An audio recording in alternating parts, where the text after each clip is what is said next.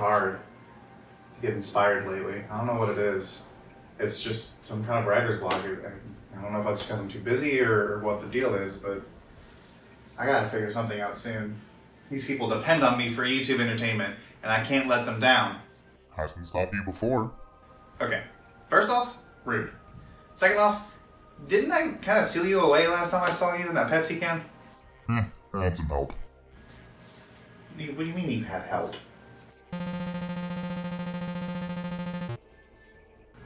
Okay, out of all the things I thought would happen to me, my dead graphics card coming back to life and knocking me wasn't high on that list.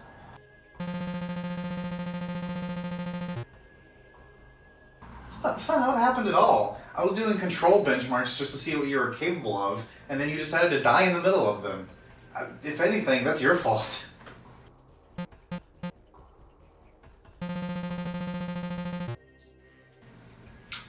Anyway, let's talk about Rainbow Six Siege. Rainbow Six Siege was one of those games that, while I was watching it be revealed at E3, I kind of told myself, yeah, I'm just not going to bother with this game. Just because it seemed to cater more towards the hardcore crowd, and that generally seems to attract the more, I'm going to use the phrase religious fanboys here. I'm not really a fan of toxic communities, and yeah, well, I mean, seems like I wasn't wrong about toxic communities. The premise of the game is pretty straightforward. If you've ever seen Rainbow Six played before or even played it yourself, you're gonna know what to do here. This version has multiple different operators that you can play as. Each one has a specific ability. Some are more geared towards stealth. It's split between attackers and defenders. It's actually kind of cool, all of the different abilities and everything that you get. It's a really interesting power dynamic too, how everything's balanced. Everything's got a counter, and everything's got a place. So not one thing is too incredibly overpowered versus another thing because there's always a way around it. This leads to some pretty interesting situations where teamwork is really required in order to do well in this game, which unfortunately kind of leads back to my comment earlier about the community in this game, because you basically get three types of people when you play this game. One, you get the salty edgelords who, the second you're one single pixel out of the way of where you're supposed to be and not doing the right thing at the right time, they'll just vote kick you and call you a faggot while they're at it. The second group of people you're getting are the most common right now because it's a free-to-play weekend, unfortunately. But those are the people who just straight up don't know what they're doing and will just run around in circles and not even try to learn the game or even try to blend in.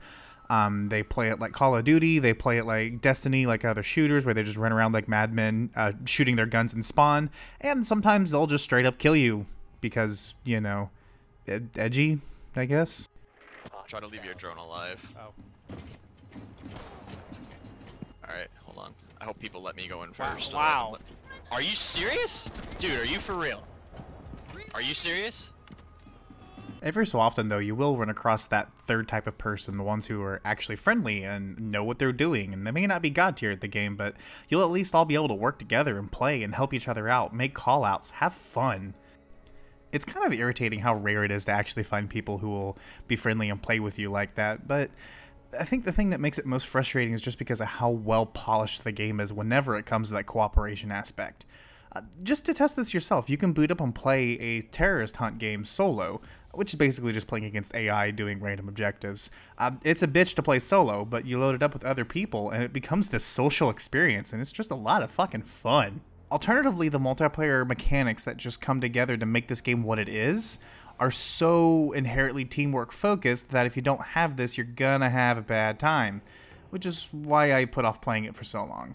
In addition to being salty because of people I'll match up with, in addition to the super pro uber elite hackser people who play, which is also the same reason why I don't play Quick Champions anymore. It just all comes together, and it's not inherently a bad thing, but it is frustrating to new players, and it's very unfriendly and hostile. But I figured, you know what, fuck it, I could use a new shooter, and I was pleasantly surprised.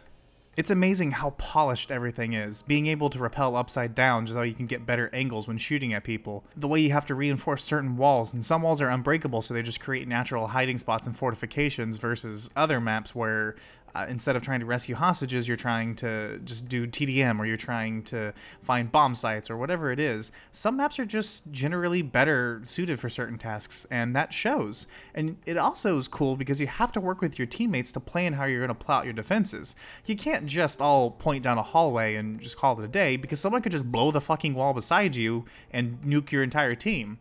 Or you can have an enemy operative throw in gas grenades and stun you all, and you won't be able to counter that. But then you got your shield guy who can then run up, and you can kind of poke out behind him and shoot people while you're chasing down the hallway.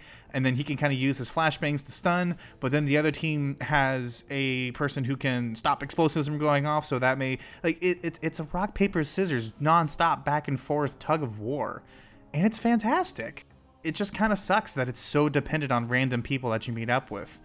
Sure, if you can get a group of 5 people together and go to town, you're gonna have so much goddamn fun. But for the average person who's just picking this game up and playing it, especially on the free weekend, they're not gonna have as much fun. They're gonna get stomped on, they're gonna get called pussies from the elites, and they're never gonna come back again. That's kind of a problem with the game industry as a whole, so I can't really fault this game specifically for it. But this game is just inherently more focused towards the hardcores, and I wish that wasn't the case. Mostly just because when this game comes together and everything flows so beautifully to get all of those puzzle pieces in line, oh man. You! They shot your drone! Yep. Find the hostage and proceed to extraction point.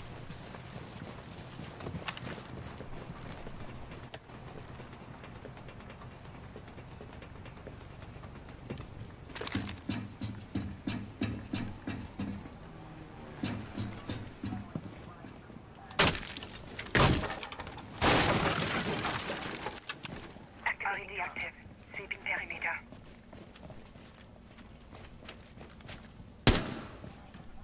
Signal disruptor destroyed. Swapping mags. Scanning for electronic. I hear them reinforcing something. Maybe from the right hand side? Scanning for electronic devices. Right hand side. Someone in the hallway. Scanning for electronic devices.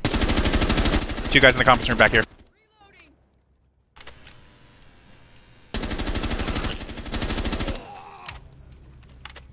Both down. Behind us, upstairs. Hold on, man. I got you. Don't reload. Thanks for the revive. I had to make sure there was no one else alive. What the fuck? I got him. How was I instantly dead?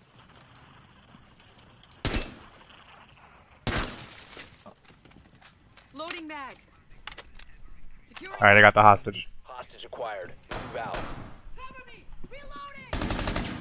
Secure the hostage. No need. Nice. Good job, guys. That was a good round. Shot him in the dick. Straight in the dick. Not even trying.